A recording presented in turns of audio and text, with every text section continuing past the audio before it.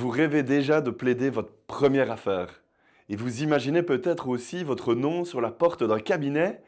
Mais savez-vous vraiment ce que vous devez faire entre le diplôme et la première facture? Bonne nouvelle, ce n'est pas si compliqué, on vous explique tout. Je suis Lionel de Billy, aujourd'hui on parle du parcours pour devenir avocat indépendant en Belgique. On va voir le stage et le statut d'indépendant, ensuite les démarches administratives obligatoires, le volet social et la TVA, la cotisation au barreau et pour finir, quelques leviers pour optimiser votre démarrage. Billy accompagne déjà plus de 1000 avocats en Belgique et certains dès leur tout premier jour. C'est parti! Pour devenir avocat, il faut d'abord faire un stage. Ce stage dure 3 ans, encadré par un maître de stage. Dès le premier jour de ce stage, vous exercez déjà sous un statut d'indépendant. Le vrai parcours administratif démarre donc dès le stage, pas seulement à la fin. Pour activer votre statut d'indépendant, une inscription officielle s'impose. Il s'agit de l'inscription à la Banque Carrefour des entreprises, autrement dit la BCE. Cette démarche passe par un guichet d'entreprise agréé. Elle coûte aujourd'hui environ une grosse centaine d'euros. Cette inscription vous donne un numéro d'entreprise. Ce numéro apparaît ensuite sur toutes vos factures et documents officiels. Il sert aussi de base à votre futur numéro de TVA précédé du préfixe BE. Autre démarche incontournable, c'est l'affiliation à une caisse d'assurance sociale. Elle est obligatoire, c'est elle qui finance votre couverture sociale. Donc vous payez chaque trimestre une cotisation. Elle représente 20,5% de votre résultat, donc votre revenu moins vos dépenses. Ajoutez à cela les frais de gestion de la caisse. Alors, petit conseil pratique, un trimestre entamé est un trimestre payé, même pour quelques jours. Alors, si vous avez le choix, mieux vaut démarrer le 1er octobre plutôt que fin septembre. Cela vous évite de payer un trimestre complet pour seulement quelques jours de prestations.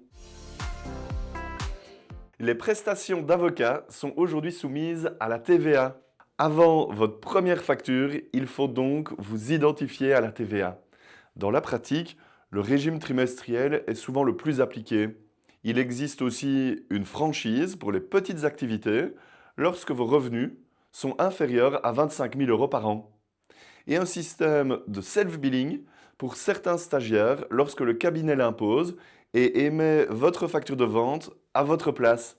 Mais attention, ces deux régimes vous empêchent de récupérer la TVA sur vos dépenses professionnelles. Le bon réflexe, c'est de vérifier votre situation avec votre comptable avant de choisir. Et dernier point, toutes vos factures B2B, entre assujettis belges, passent aujourd'hui obligatoirement par le réseau PayPal. Chaque avocat paye chaque année une cotisation à son barreau. Son montant varie selon le barreau choisi et l'ancienneté de l'avocat. Cette cotisation finance surtout votre assurance responsabilité civile professionnelle. Vous n'avez donc pas à souscrire cette couverture par vous-même. Dès le début du stage, l'avocat stagiaire facture l'essentiel de son travail à son maître de stage. Celui-ci l'encadre et le forme au quotidien.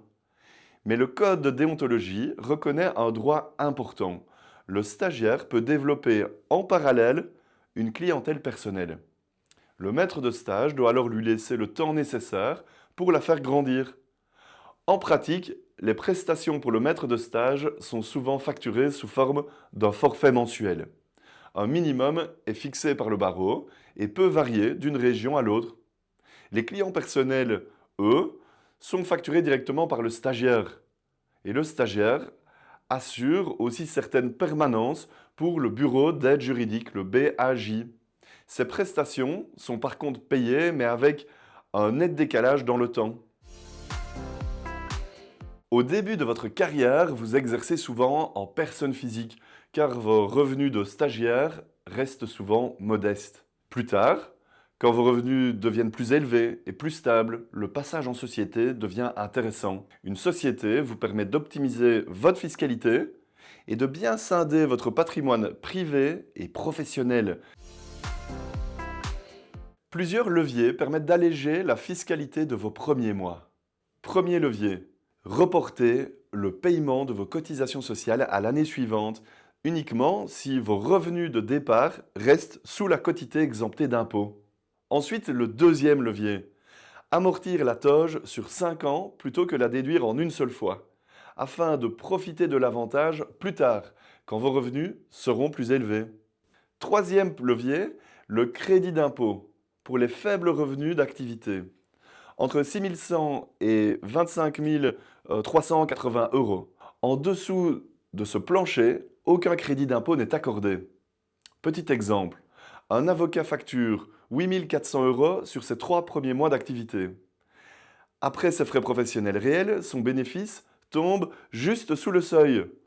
En ne déclarant qu'une partie de ses frais, il peut relever son bénéfice imposable et activer ce crédit d'impôt. Sans ce levier, sa déclaration se solderait par un montant de zéro, rien à récupérer, rien à payer. Grâce au crédit d'impôt, elle se transforme en un remboursement de quelques centaines d'euros. Enfin, le dernier levier, à Bruxelles, la prime Actiris peut atteindre 4 000 euros si vous étiez inscrit comme demandeur d'emploi avant de démarrer. Le point clé à retenir, ces leviers combinés intelligemment peuvent réellement alléger vos premiers mois d'activité. Devenir avocat indépendant suit donc un parcours balisé du stage jusqu'à la première facture. Entre démarches administratives, cotisations sociales et TVA, chaque étape a son importance. Si cette vidéo vous a aidé à y voir plus clair, partagez-la à un futur avocat.